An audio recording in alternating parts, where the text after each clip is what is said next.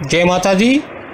अब हम बात करते हैं प्रथम भाव में बनने वाले विशेष योग।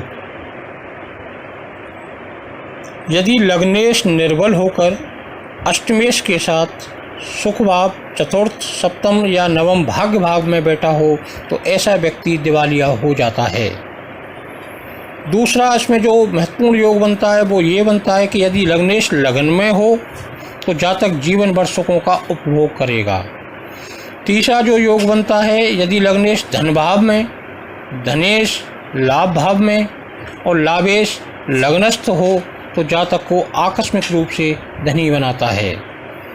दोबारा बता देते हैं, लग्नेश धन भाव द्वितीय में और द्वितीय भाव का स्वामी 11वें में और 11वें भाव का स्वामी लगन में हो तो ऐसा व्यक्ति आकस्मिक रूप से धनी बनता है। यदि चौथा योग है, यदि लगन में पाप ग्रह हो तो जातक भागीरथ प्रयत्न करने पर भी दुखों से छुटकारा नहीं पा सकता, अर्थात जीवन भर दुखी रहता है। अगला योग में यदि लगन में शनि, छठे भाव रिपु भाव में मंगल और अष्टम भाव में राहु हो तो व्यक्ति जीवन भर कष्ट भोगता है। अगला योग, यदि लग्नेश और पंचमेश एक साथ हों तथा पंचमेश को बली लग्नेश देखता हो या लग्नेश व नवमेश सप्तमस्थ हों तो जातक को उत्तम संतति की प्राप्ति होती है। अगला योग, यदि लग्नेश बुध के साथ लगन के अतिरिक्त किसी अन्य भाव में स्थित हो तो जातक को संततिहीन बनाता है, अर्थात संतान या तो होती नहीं है और होती है तो बड़ी परिश्रमों के बाद प्राप्त होती है। अगला योग, यदि लग्न सप्तम और व्यय भाव में पाप ग्रह स्थित हो तो व्यक्ति का विवाह नहीं होता है। दोबारा बता देते हैं, यदि लग्न और सप्तम और व्यय भाव में पाप ग्रह स्थित हों तो व्यक्ति का विवाह नहीं होता है। अगला योग, यदि लग्नेश और अष्टमेश लग्नस्थ हों तो व्यक्ति की आयु दीर्घायु हो जाती है। यदि लग्नेश और पंचमेश में स्थान परिवर्तन योग हो तो जातक अटूट संपत्ति का स्वामी बनता है। अगला योग, यदि द्वितीय तथा सप्तम भाव के स्वामी लगन में हों तो जातक के उत्तम विवाह का योग घटित होता है।